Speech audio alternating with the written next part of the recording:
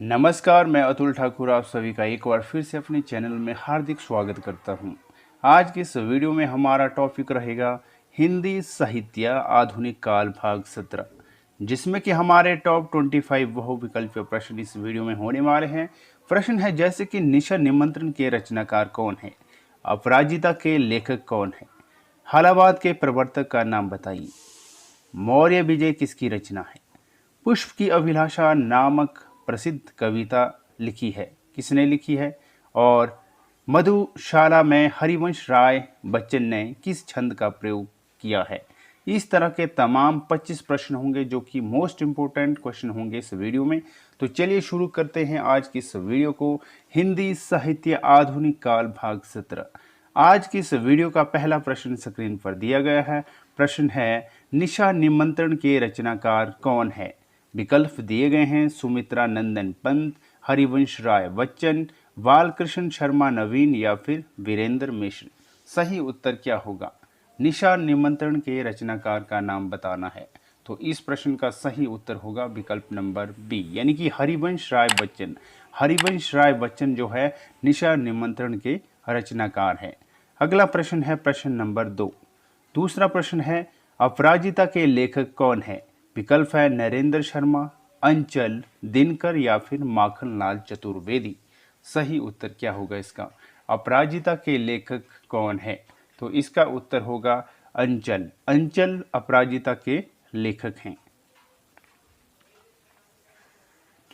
अगला प्रश्न है प्रश्न नंबर 3।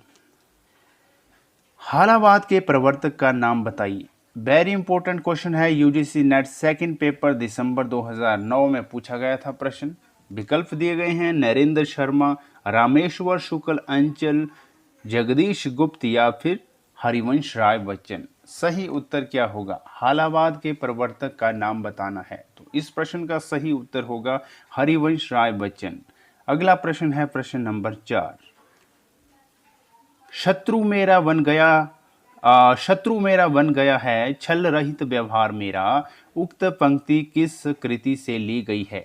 विकल्प हैं मधुशाला, मधुबाला, पलाश वन या फिर मधु कलश। सही उत्तर क्या होगा?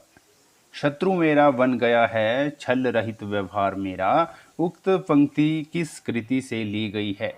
तो यह ली गई है मधु कलश से, यानी कि डी जो है सही उत्तर होगा। अगला प्रश्न है प्रश्न नंबर 5। हिंदी काव्य मांसलवाद के प्रवर्तक माने जाते हैं। मांसलवाद के प्रवर्तक कौन माने जाते हैं? रामेश्वर शुक्ल अंचल, हरिवंश राय बच्चन, सुमित्रा नंदन पंत या फिर जयशंकर प्रसाद। कौन जो है मांसलवाद के प्रवर्तक माने जाते हैं?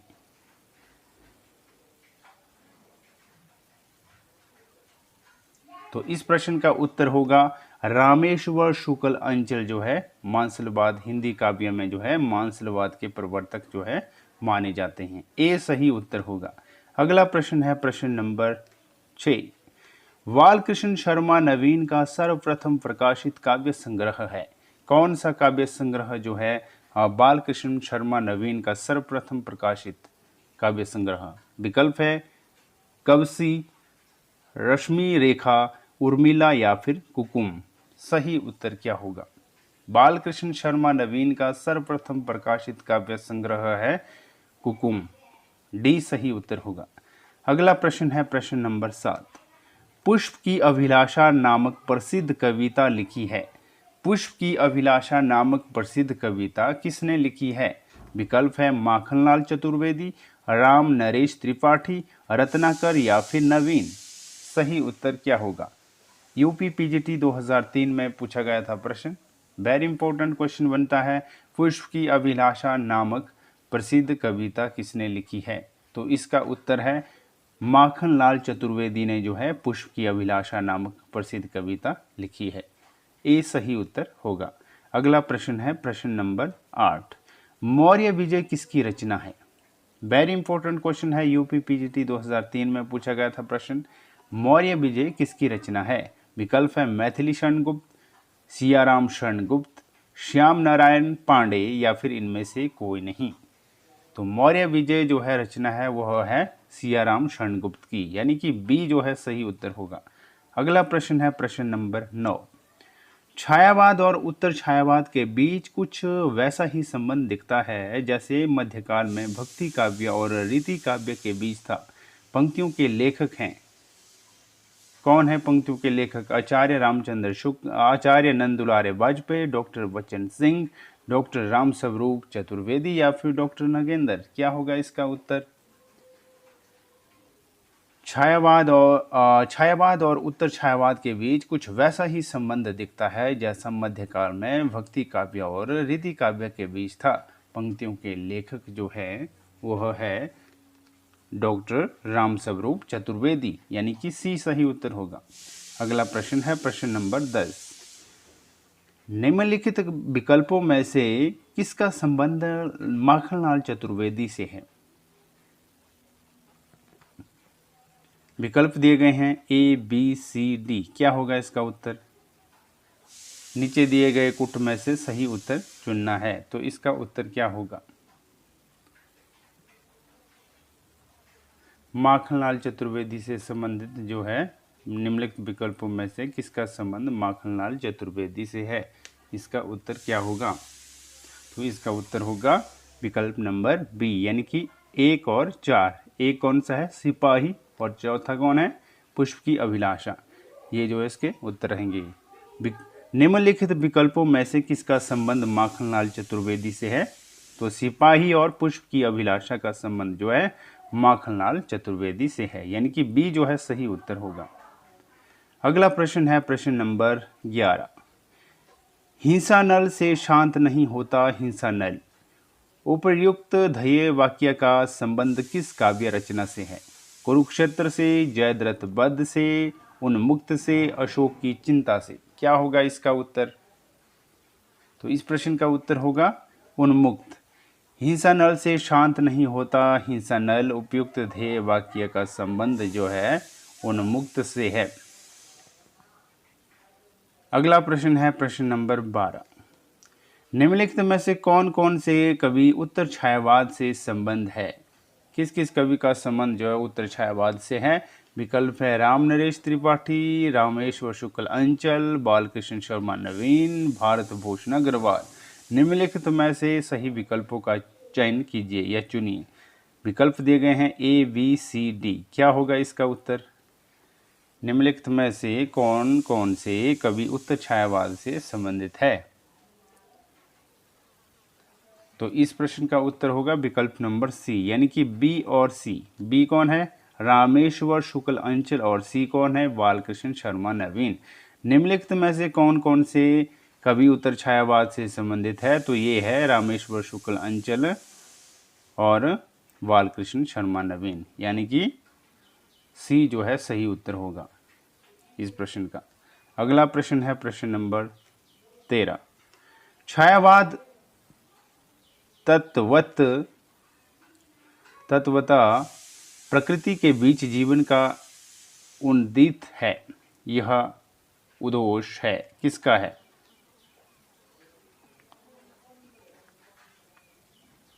तो इसका उत्तर रहेगा महादेवी वर्मा। छायावाद तत्वत प्रकृति के बीच जीवन का उन्दित है, यह उद्घोष जो है महादेवी वर्मा का है। अगला प्रश्न है प्रश्न नंबर 14। नौका विहार कविता में गंगा की लहरों के बीच चांद के प्रतिबिंब के लिए किस प्रकार की नायिका का उल्लेख है? मुग्धा का, नवोड़ा का, वासकसजा का, खंडिता का या फिर अभिसारिका का। क्या होगा इसका उत्तर? नौका विहार कविता में गंगा की लहरों के बीच चांद के प्रतिबिंब के लिए किस प्रकार की नायिका का उल्लेख है? तो यह है मुग्धा प्रकार की नायिका का उल्लेख, यानी कि ए सही उत्तर होगा। अगला प्रश्न है प्रश्न नंबर 15। कामायनी में मनु ने श्रद्धा को क्या कहकर संबोधित किया था? वेरी इंपॉर्टेंट क्वेश्चन है। छत्तीसगढ़ असिस्टेंट प्रोफेसर 2014 में पूछा गया था प्रश्न। कामायनी में मनु ने श्रद्धा को क्या कहकर संबोधित किया? तो इसका उत्तर होगा बसंत के दूत। कामायनी में मनु ने श्रद्धा को बसंत के दूत कहकर संबोधित किया। डी सही उत्तर होगा। अगला प्रश्न है प्रश्न नंबर 16। कामायनी में प्रारंभ से लेकर वासना तक सर्गों का सही क्रम है। क्या है? प्रारंभ से कामायनी में प्रारंभ से लेकर वासना तक के सर्गों का सही क्रम। तो इसका उत्तर होगा विकल्प नंबर सी, यानी कि सबसे पहले चिंता, उसके बाद आशा, उसके बाद श्रद्धा, उसके बाद काम और अंत में वासना। सी जो है सही उत्तर होगा। कामायनी में प्रारंभ से लेकर वासना तक सर्गों का सही क्रम है चिंता, आशा, श्रद्धा, काम और वासना, यानी कि सी जो है सही उत्तर होगा इस प्रश्न का। अगला प्रश्न है प्रश्न नंबर 17। डॉक्टर रामविलास शर्मा के अनुसार राम की शक्ति पूजा में किन दो कविताओं का सार तत्व है? इसका उत्तर होगा तुलसीदास और सरोज समृति। डॉक्टर रामविलास शर्मा के अनुसार राम की शक्ति पूजा में जो है तुलसीदास और सरोज समृति कविताओं का सार तत्व है। अगला प्रश्न है प्रश्न नंबर 18। कामायनी में श्रद्धा किस गोत्र की है? लज्जा की, निर्वेद की, काम की, आनंद की, आशा की। क्या होगा इसका उत्तर? कामायनी में लज्जा जो है कामायनी में श्रद्धा किस गोत्र की है? तो कामायनी में श्रद्धा जो है वह है काम गोत्र की। किसकी है? काम गोत्र की। अगला प्रश्न है प्रश्न नंबर 19। प्रश्न नंबर 19 क्या कहता है? प्रश्न नंबर 19 कहता है कि निम्न में से कौन सी छायावादी शैली की प्रमुख विशेषता नहीं है? छायावादी शैली की प्रमुख विशेषता कौन सी नहीं है? तो इसका उत्तर होगा इतिवृत्तात्मकता। इतिवृत्तात्मकता जो है छायावाद शैली की प्रमुख विशेषता नहीं है। अगला प्रश्न है प्रश्न नंबर 20। किस विकल्प में रचना और उसका प्रकाशन वर्ष सही नहीं है? विकल्प दिए गए हैं जूही की कली 1916 ईस्वी, युगांत 1936 ईस्वी, कामायनी 1938 ईस्वी, यामा 1940 ईस्वी। क्या होगा इसका उत्तर? किस विकल्प में रचना और उसका प्रकाशन वर्ष जो है सही नहीं है? तो इसका उत्तर होगा कामायनी जयशंकर प्रसाद की है और 1938। ये इसका उत्तर रहेगा विकल्प नंबर सी। प्रकाशन वर्ष जो है सही नहीं है इसका कामायनी का।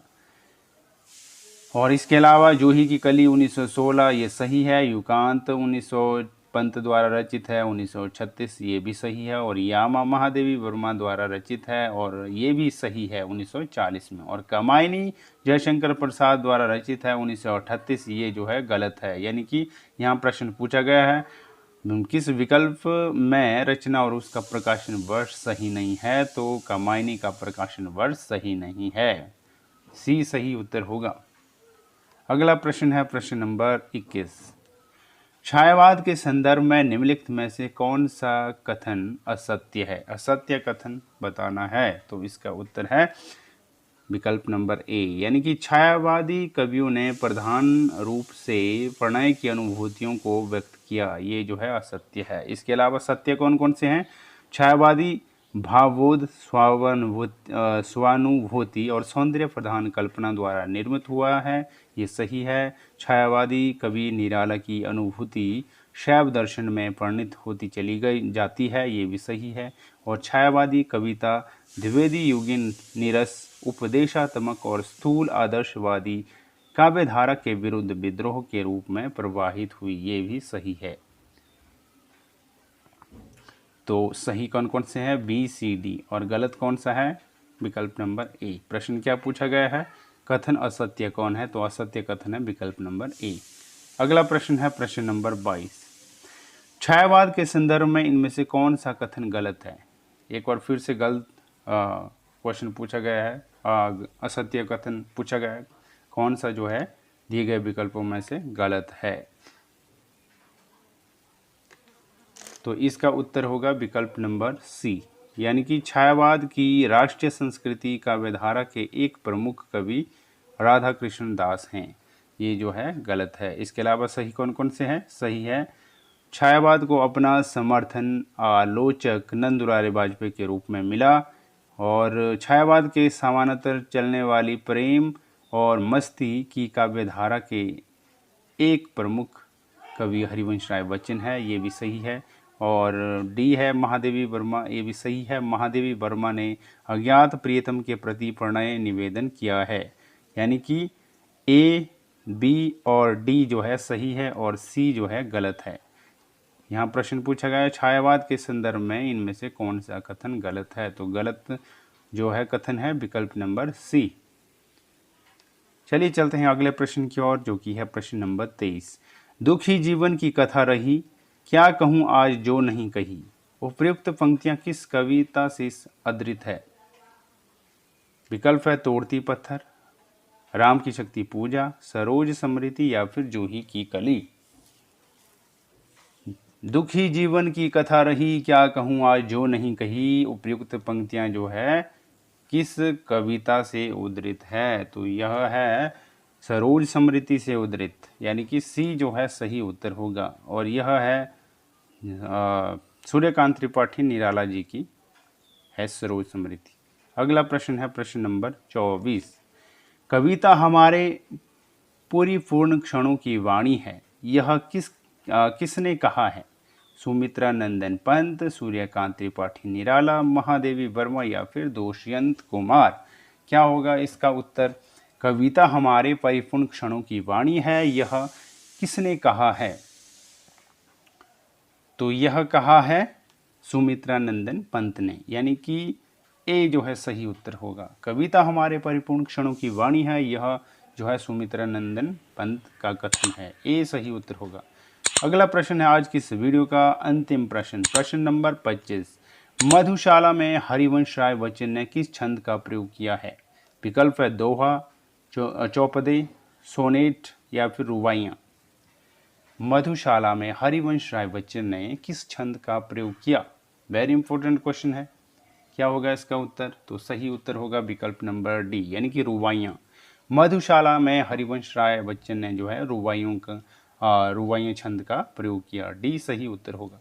तो आज की इस वीडियो में हमने जो है हिंदी साहित्य के आधुनिक काल में भाग 17 को कंप्लीट किया, जिसमें कि हमारे टॉप 25 बहुविकल्पीय प्रश्न थे, जो कि मोस्ट इम्पोर्टेंट क्वेश्चन थे इस वीडियो में कॉम्पिटिटिव एग्ज़ाम के लिहाज से। तो आज की यह वीडियो हमारी यहीं पे समाप्त होती हुई, और अब मिलेंगे हम नेक्स्ट वीडियो में, जो कि हमारी रहेगी आने वाली एक नई वीडियो, जो कि होगी आधुनिक काल भाग 18, यानी कि हिंदी साहित्य का आधुनिक काल भाग 18। मिलते हैं एक नई वीडियो के साथ शीघ्र ही, तब तक के लिए दीजिए हमें इजाज़त। नमस्कार।